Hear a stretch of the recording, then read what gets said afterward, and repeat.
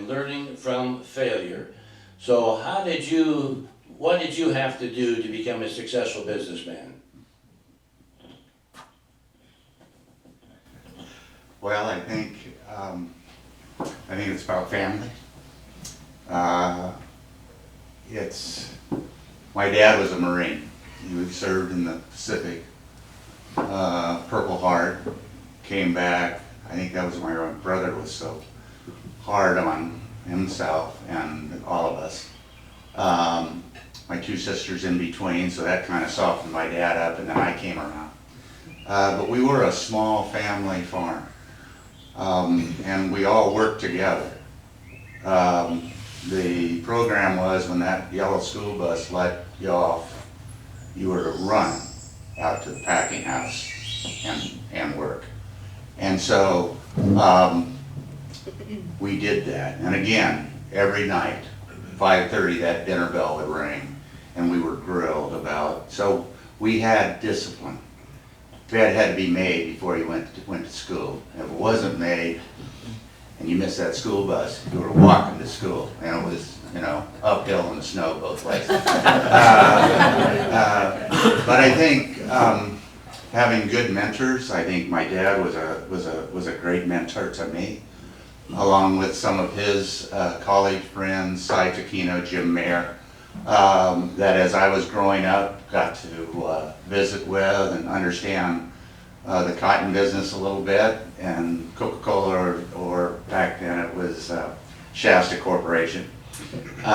Going to Fresno State, I was going to be an ag major, and my first 3 weeks at Fresno State, I think I knew more than most of my ag teachers. So I changed my major to business administration, learned about accounting and counting pennies. But I think growing up and being in our business, having to understand and having to have faith, because being a farmer and being in the fresh fruit business and being in the frozen fruit business, you have to have faith, because you're a gambler every morning, every day, whether it's going to rain or whether it's going to freeze or whatever's going to happen, whether you're going to have labor that shows up to go to work. So it was a disciplinary drive that I think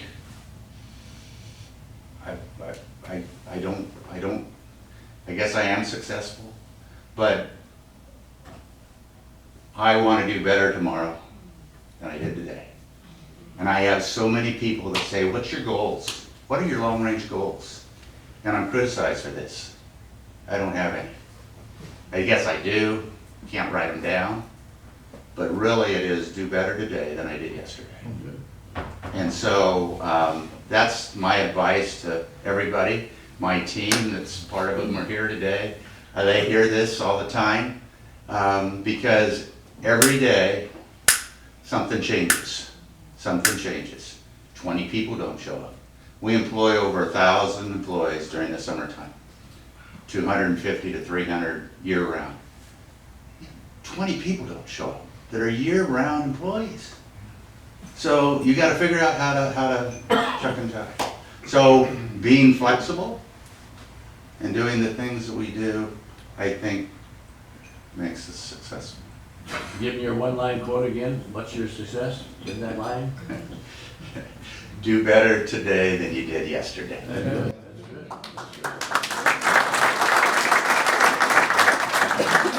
Okay, so Mitch, as a ball player, now as a coach, and you've had a great career already as coaching, and just a young man, and your brother Jack is a coach over there at Fresno State. So how do you become successful as a baseball player and now as a baseball coach? Yeah, I think it's a lot of the same principles that Bill was talking about, of discipline and doing things the right way and hard work. And baseball is a funny game. You can do everything the right way and still not have what they call success, right? You could hit the ball as hard as you can, and the guy's standing there with a glove and he's out. So how do we define success as a baseball player and as a coach is kind of relative for us. Obviously, wins and losses, your batting average, how many strikeouts you have, did you win, did you lose, all that kind of stuff. But at the same time, are we going about our business the right way? Are we working in a way that, like Bill said, are we trying to get better today? Better than we were yesterday. I think for us, one of my favorite quotes is, amateurs do it until they get it right, and professionals do it until they can't get it wrong. And that's kind of what we do at practice every day, is we're doing the same thing every single day, fundamentals, a little bit of tweaks here and there. Let's make it challenging so we can see growth, because failure is feedback for us. We want to fail, we want to learn how to not fail. So doing that on a daily basis and doing it as consistent as we can is important for us to be successful. So give him that one-line quote again. That was pretty good, Mitch. Give him that again. Amateurs do it till they get it right, and professionals do it till they can't get it wrong. That's good. That's good. So we got a pretty good baseball player sitting somewhere way back there in the back who played for the San Francisco Giants. Steve Hosey, director of CBMC. Stand up. Let these people give you a great big hand.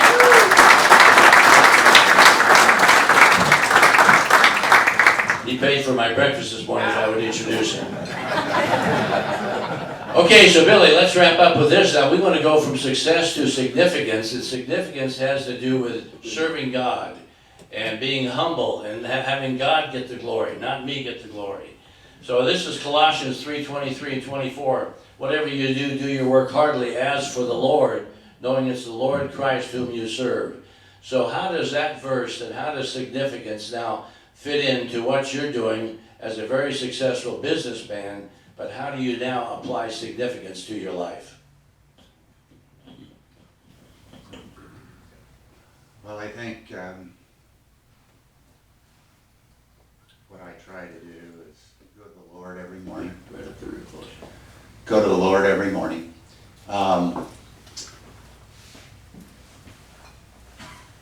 He, like I said, good Lord throws a lot of zingers at us every day. And I think that as we continue down that I don't know how people survive without knowing Jesus, because it's not every day, it's not every moment that something, when you're freezing peaches, goes wrong, but it does happen quite often. He makes sure that he knows that we know that he's in control. So you got to ask forgiveness, and then you've got to ask for guidance, and he throws you those curveballs, and you try to hit it straight. Whether it's a customer problem, I do my devotion at the office. A lot of guys do it at home.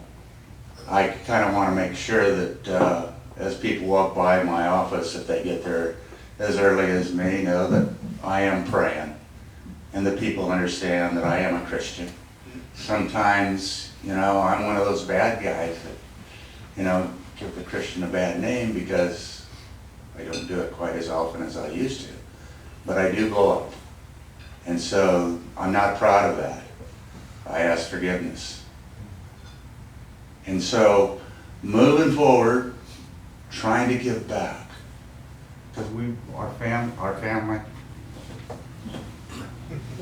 family is blessed. And we give back. It's important that in our family, and I think in our family of our employees, give back. We do an employee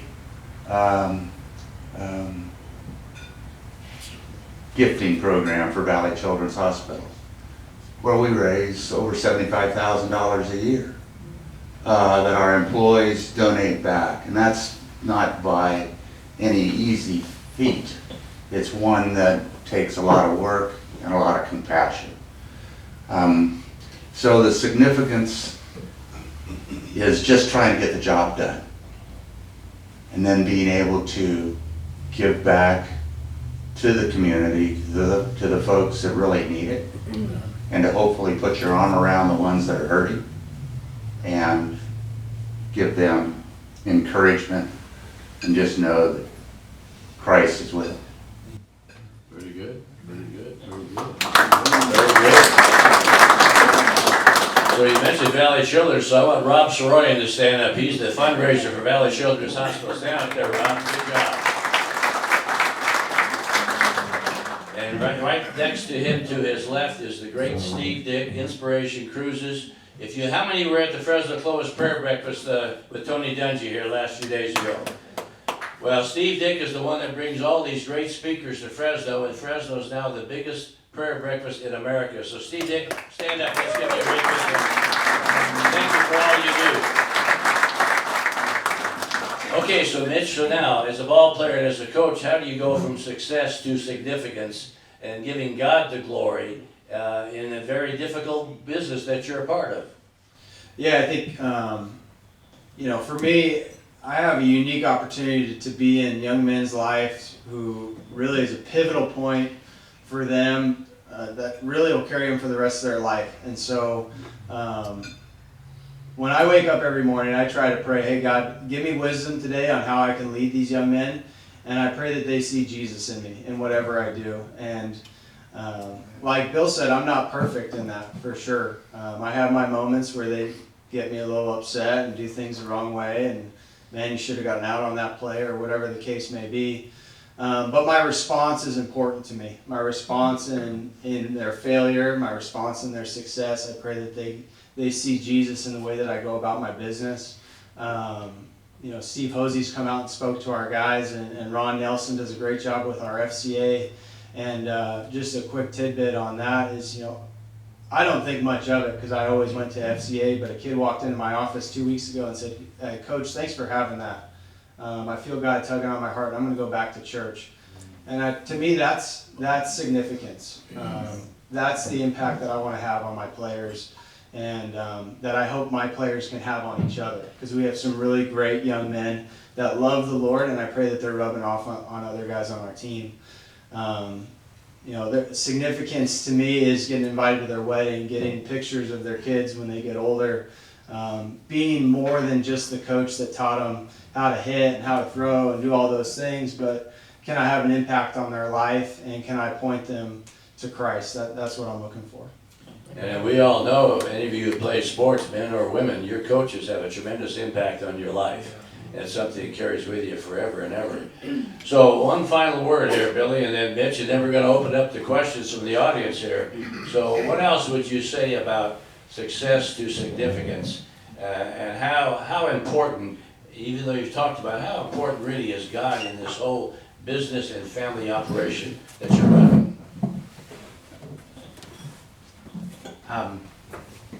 Well, it's key. It's pivotal to everything that we do. Having one-on-one relationships with our employees is really important.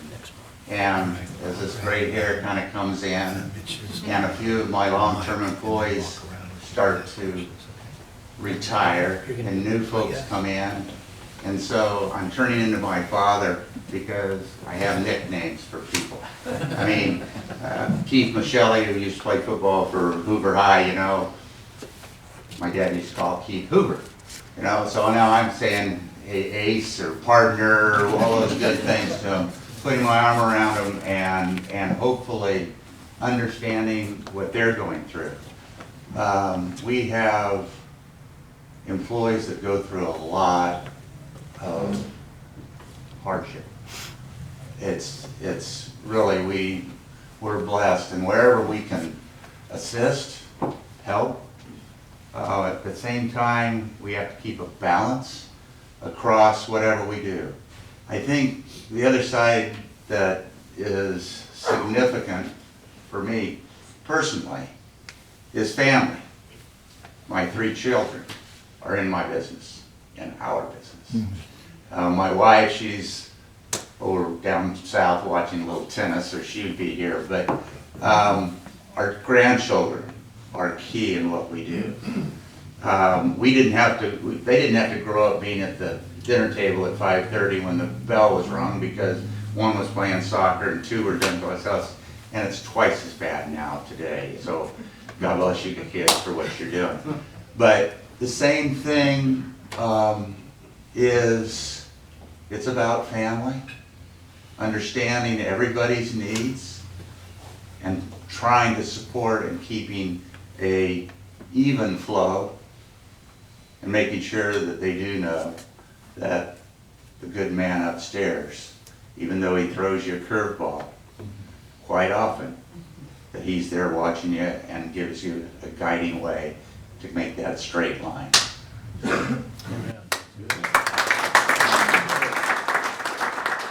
And nobody could hit that curveball, that's why we need God in our lives for crying out loud. So Mitch, same way for you, family and business. You won the championship last year in your first year coaching, you're off to another great start. So again, family and job, baseball, all these players, how does that really wrap up again for significance? Yeah, for me, it's trying to stay humble. You know, the significance part of it obviously is great. The success, we love success. We like winning championships. We definitely like having all conference players and all that kind of stuff.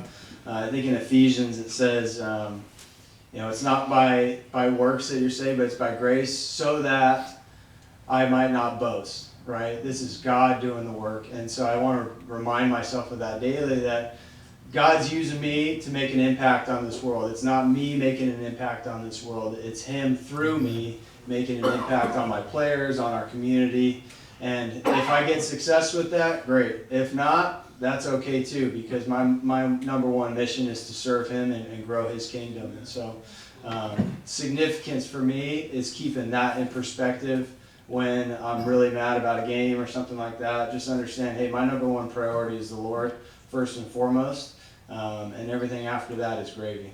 Good job, good job. Okay, so Rob Hudson, you go at the microphone, and you open up, raise your hand if you want to raise a question for either one of these good men or for both of them. So we got time for some questions. Come on, who wants it? Way in the back there. Just throw the microphone to them, Rob. They'll catch it.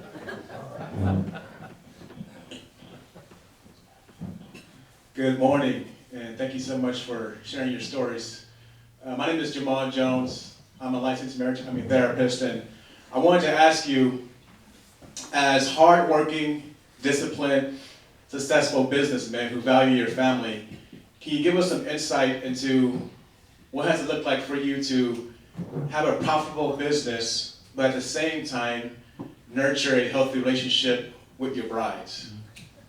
Okay, so Mitch, you get to be the leadoff hitter for this. Wow. And his bride is sitting right here. Yeah, honey, correct me if I'm wrong.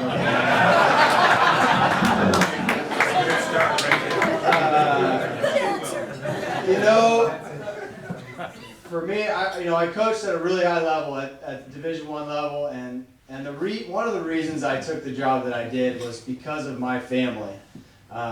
It is a very demanding sport that takes up a lot of your time, that takes you away from your kids, away from your wife. So intentionally making time with your bride is important.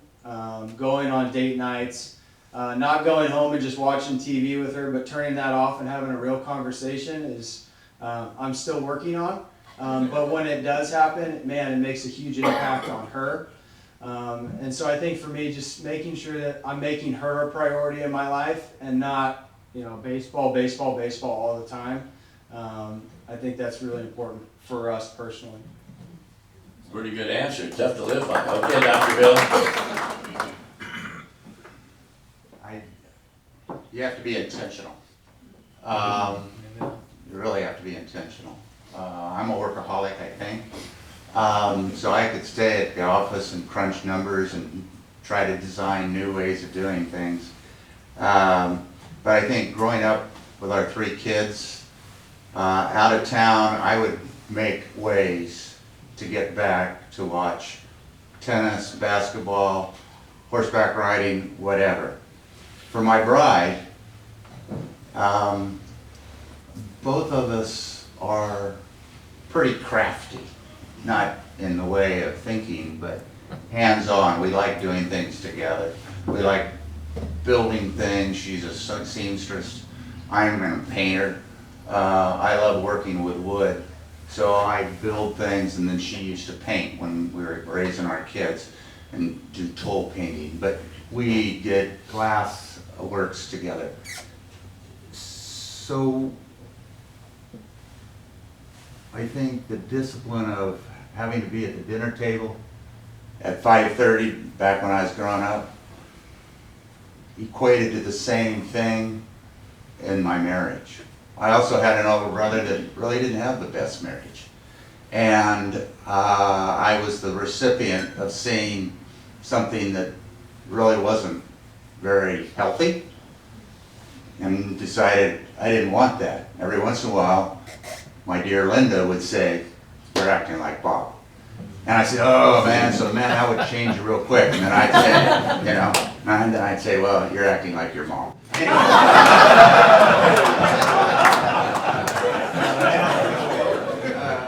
But we fight. Yeah, you're supposed to make up before you go to bed, and there's not too many times we do that. But in the morning, we're all made up. So make it a priority to make things right, and discipline. Make sure you give them the right amount of time. Okay, another question back there. Who's got another question? Raise your hand. There you go. Hello, my name is Oscar Rodriguez. I represent an organization called Martin Park, and I was taking notes and just seeing your guys' characters and what you guys are bringing to the table and how we're representing that to our community. I just want to thank you guys because the Smith camps, the coaches, and knowing that Christ is in that. You know, I've had relationships with different parts as well is expanding, and the Smith camps were generous to that. As Lisa comes and represents, talks about fentanyl to our community, and we're fathering the fatherless. And I'm kind of like that, but then I get nuggets here and there, and I'm able to take those to the next generation and be able to say, you know what, trust in the Lord. And I wrote the quotes that you guys have, and I'll be using them. One of my guys is here, and he'll be like, yes, he will use it. But thank you guys for going before us and giving us an example of what we're to do for the next generation. And that generation is the next generation of leaders here in Fresno. Again, round of applause to you guys. Way to go. Good job. Somebody else right behind you there, Rob. Hello, my name is John Luke. Both of you have mentioned your wives as well as family. Just a question is, what about single men who are leaders and single men who don't have wives or girlfriends or children? What would you say to them as they're in the business world? Okay, Bill, you get to be the lead off there now. Find one.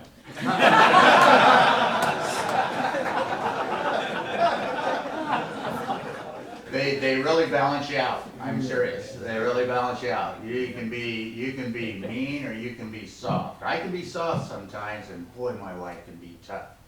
But I think we all need mentors.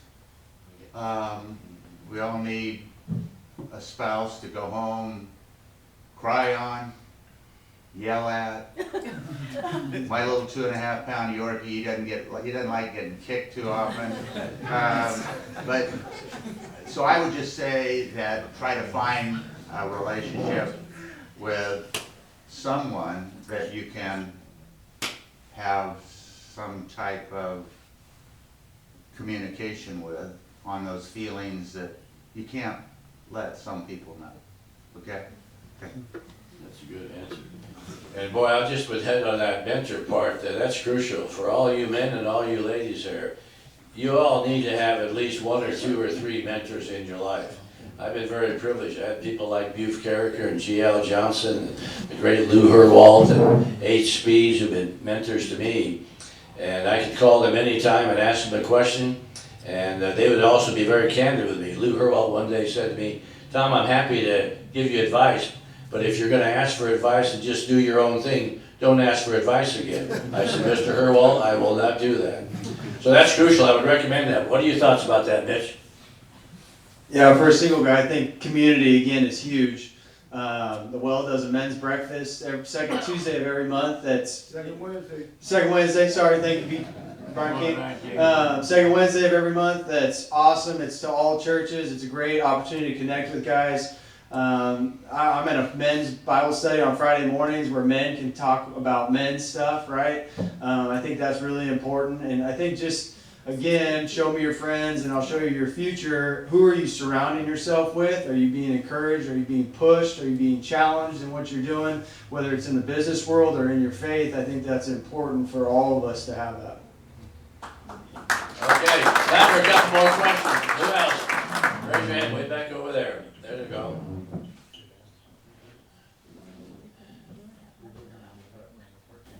Thank you. My name is Johnny, and I have a question for the baseball coach. My son played ball at Bullard, and I was hoping he went to City College to play ball. The question is, I've lost him. He's still here, but how do I get my son, who was a baseball star, and I coached him in Little League, and now he knows I'm about Jesus, or my wife and I, but he doesn't want to talk about God. How do I get him back to God? Oh, tough question.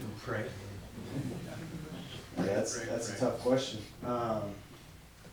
Yeah, I'd start with God, pray to Him, and we've had some tough situations in our family, things that we couldn't control as much as we wanted to, right? Like, hey, I want you to come to church, I need you to come to church, I need you to do this.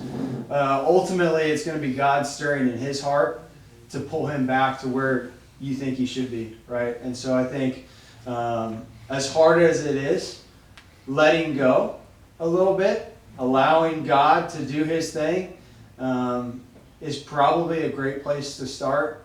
And when He comes to you, be ready. Be ready for Him to when He comes. And He might be broken. He might just have a simple question. Just be soft with your answer, because I think if you are a little too firm at times, you may continue to push Him away. So just be welcoming, be gentle, allow God to do the work in him, and see where that leads you. Very good advice. Very good. How you doing? My name is Adrian Perez. I work for the City of Fresno Water Department, but one of the things I really love doing is I love having a mentor, but I also love being a mentor. When Jesus, I believe one of his tasks when he was here was to reveal the Father, of course. And as a disciple, as a Christian, one of our jobs is to reveal the Father. I mentor down at the mission, and I've been doing it for about 16 months, and it's been a joy. What I'd like to hear, what's one of the things, I'm hearing that you're pouring into men as well, that you're serving your employees, you're serving the men that you coach. What's one of the techniques that you do to help to reach a person, to get to their heart, to reveal Jesus to them through your everyday life? Okay, so Mitch, you get the lead off, and then Bill, you get to follow up with that. For me as a coach, one of my mentors or guy I worked for said you can be hard on them as long as they know you love them. And so I think for me, I try to connect with them on a personal level. And for me, that starts in the recruiting process, understanding who they are, what their family's about, what they like to do outside of the field. So trying to make some kind of connection personally with them, and then regular check-ins. I walk around during batting practice every so often and check in with guys. I know who comes from broken families. I know who comes from really affluent families, two very different spectrums, and we get a lot of that at the junior college level. And so just understanding who they are, what they're dealing with on a personal level, kind of allows them some freedom to open up to me a little bit, because they know that I care more than what they're doing for me in the stat sheet. They know I care about them as a person and care about their well-being. Good answer. And Billy Smittcamp was the chairman of our board at CBMC for many, many years, so you've connected with a lot of men. So how would you respond to that? I think really it would be to show the individual that you're not something above them, that you're with your arm around them, that you're just like them. It's tough to be the boss and have someone, a worker, come in and really share. I'm trying harder to get out in the plant and put my arm around a lot of people. They will open up if you just show that you care and you're open. I think on the mentorship side of things, I've been mentored by some great men in this community. Lou Herwald was one of them. Rusty Karaker was another. I've lost 3 great mentors in the last few years. HB's, Rusty Karaker, a few others.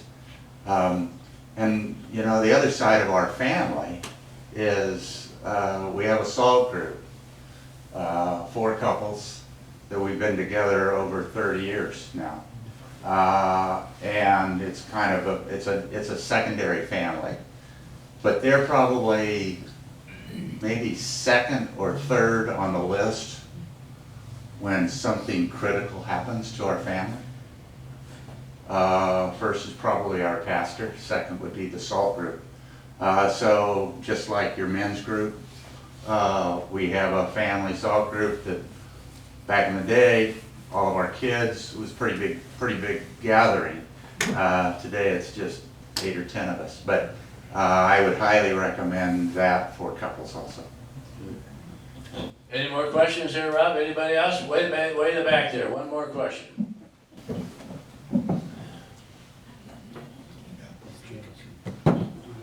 Hello. This is less like business related, but more family related. I was curious if you had like seeing personal family struggles and all that. If like there were any like marital struggles that you've had that you felt God was like absent from, and like if so, how did you like come up from that? If that makes any sense.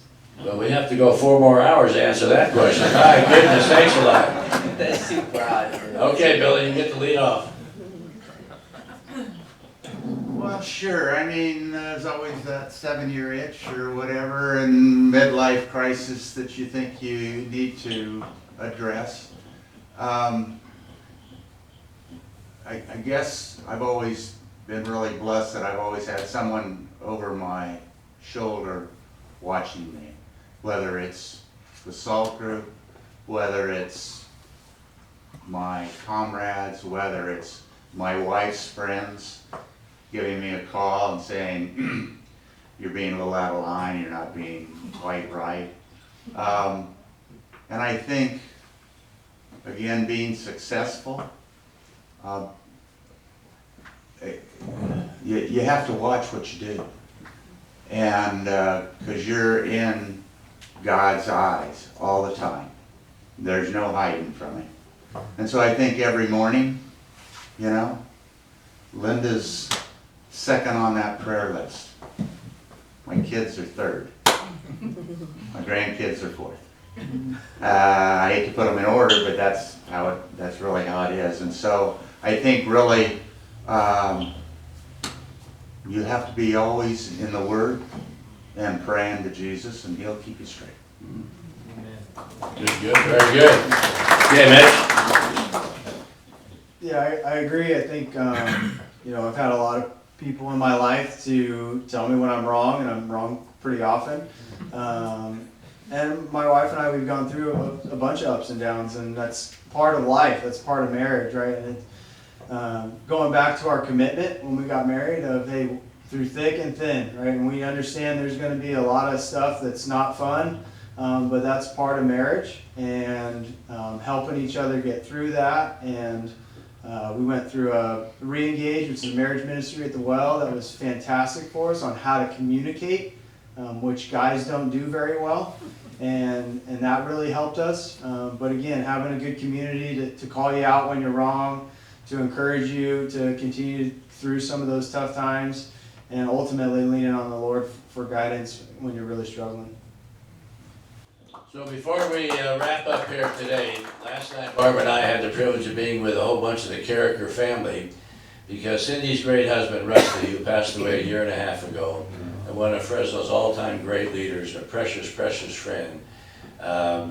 We have been asked to put together a team of people to raise a whole bunch of money for the Cancer Society, for patients and for cancer research. So that's a real privilege. So I want you to share a little bit about that, what that was all about last night and what we're about to do. Yeah, my brother Brett, stand up, will you?